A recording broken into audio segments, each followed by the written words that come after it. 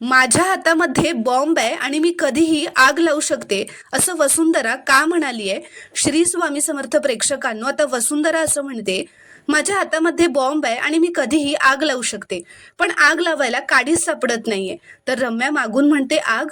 तर इथे दुसरीकडे आता पार्थ, काव्या, जीवा आणि नंदिनी चौघही थोडे दिवसांसाठी ब्रेक घ्यायला त्यांच्या फार्म हाऊसवर जाणार असतात. तर मानिनी म्हणते, मागे तुम्ही चौघही आपल्याच फार्म हाऊसवर गेला होतात. पण असं म्हणत ती शांत होते. त्यावर काव्य आता सगळ्यांचा मूड ठीक करण्यासाठी म्हणते, पण life is all about creating new memories आणि आता वेळही बदलली आहे. तर नंदिनीही हसतच म्हणते, आणि माणसंही बदलली आहेत असं ती जीवाकडे बघून बोलते.